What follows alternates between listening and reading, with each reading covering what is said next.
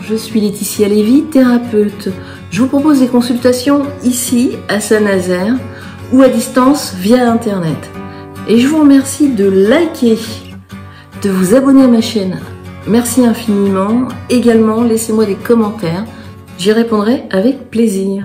La fin d'une relation amoureuse, en général, c'est un moment qui est pas du tout agréable. Et pour certains d'entre nous, c'est un moment qui est extrêmement souffrant, qui peut nous mettre dans un état de panique. La souffrance, la douleur, elle est quasiment à hurler.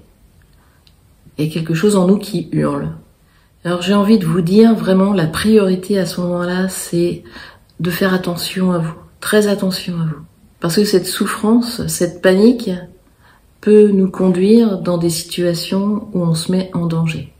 On peut prendre des substances, on peut faire des choses inconsidérées. L'idée, c'est de se mettre à l'abri. Donc ici, je vais tenter de vous expliquer ce qui se passe et de voir ce que vous pouvez mettre en œuvre pour vous soulager. À mon sens, dans un premier temps, il est urgentissime de reconnaître que cette situation vous a fait perdre tous vos moyens, que vous n'êtes plus en état de fonctionner normalement. Il est urgent de le reconnaître et de prendre des dispositions. On peut dire que c'est comme si vous aviez eu un accident, que vous êtes tombé du 3e étage.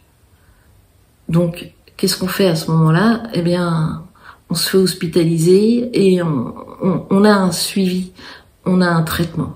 On met en œuvre une prise en charge. Et là, c'est ce que je vous propose de faire et de vous considérer comme un grand accidenté.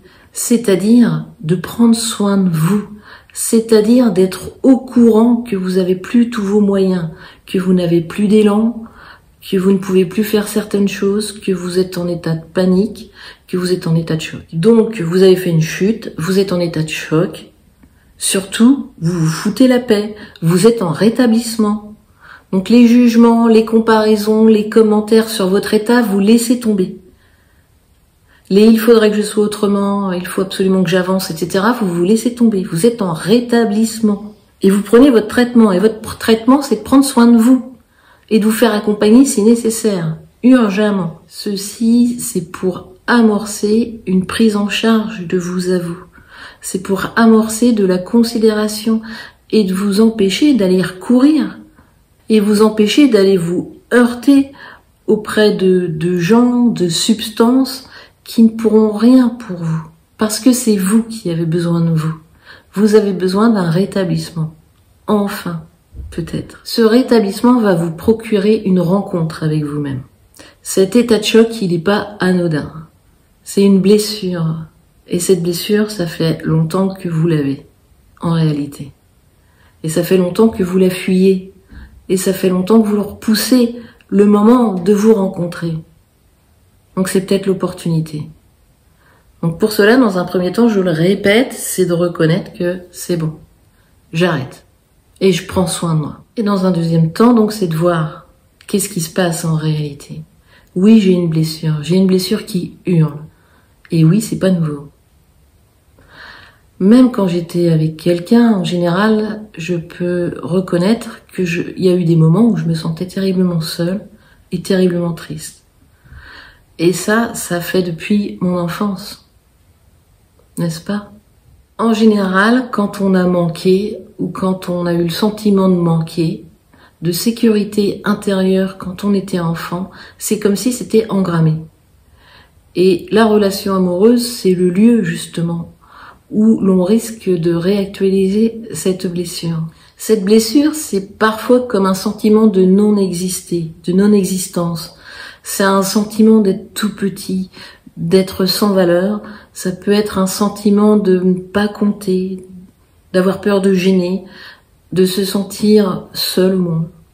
Même avec des parents hyper bienveillants, on n'est pas à l'abri de ressentir cela par moment, parce que personne au monde ne peut nous aimer comme on le souhaiterait, d'une manière totalement infinie et inconditionnelle. Même quand on a des parents hyper présents qui font attention à tout, qui veillent à tout, ils vont être obligés de nous déposer à l'école. Ils vont être obligés, ils peuvent pas toujours être là.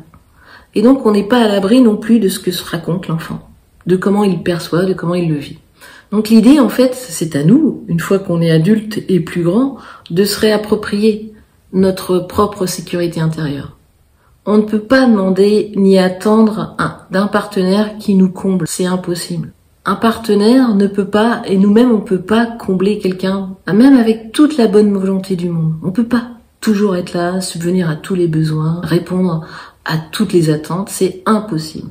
Et oui, c'est le rêve de tout le monde, mais là on va tous se heurter à un mur. On est des êtres limités qui rêvons d'un amour illimité. C'est impossible. Donc ici, l'idée, c'est de réaliser que j'ai une blessure extrême, inouïe. Oui, que je rêve d'un amour infini. Et que ce n'est pas possible. Par contre, ce qui est possible, c'est que moi, je me la porte, cet amour infini. Cette blessure, ce sentiment d'être rien, d'être tout petit, de ne pas compter. Qu'est-ce qu'il dit de moi? Il dit que j'ai besoin de considération, j'ai besoin de sentir que je compte, j'ai besoin de me sentir exister au travers de quelqu'un. C'est donc de cesser de chercher à l'extérieur cette considération, cet amour. C'est de réaliser que j'ai une blessure d'enfant, qu'à l'intérieur de moi, j'ai un enfant, j'ai mon enfant intérieur qui hurle, qui est pas bien. C'est à moi aujourd'hui, adulte, de devenir mon parent nourricier. C'est d'en prendre conscience. Et c'est d'amorcer des dialogues intérieurs avec vous-même. C'est de vous envoyer de la considération. C'est dire, hey, Choubidou, moi je suis là pour toi. Je t'aime et je t'aimerai jusqu'à la nuit des temps. Tu es tout pour moi. C'est vous envoyer de l'amour, de la considération, de l'attention, de prendre le temps. Cette rupture, c'est un temps pour vous. C'est un temps pour vous rencontrer. Et juste pour finir, cette semaine, j'ai eu 2 personnes dans ce cas de figure. Et les 2 m'ont dit, je comprends pas, j'ai repris contact avec mon ex. Et à ce moment-là, justement, ça démontre réellement ce qui se passe pour nous, pour cet enfant intérieur, qui ne se sent plus compté. Donc il va chercher à l'extérieur. Oui, j'ai bien existé, oui, j'ai bien compté, j'ai bien été aimé. Ça prouve à l'intérieur de soi à quel point il y a besoin de considération, d'attention de votre part. Et que oui, du coup, vous voyez, il se peut qu'il y ait des passages à l'acte inconsidérés. Donc vous voyez, ça démontre vraiment à quel point vous êtes vulnérable, sensible, fragile. Faites très attention à vous, à quel point vous manquez à vous-même. Et ça s'apprend. Surtout, ne vous lâchez pas. Je suis à votre disposition, de tout cœur avec vous, et prenez grand soin de vous. Vous êtes la personne la plus importante.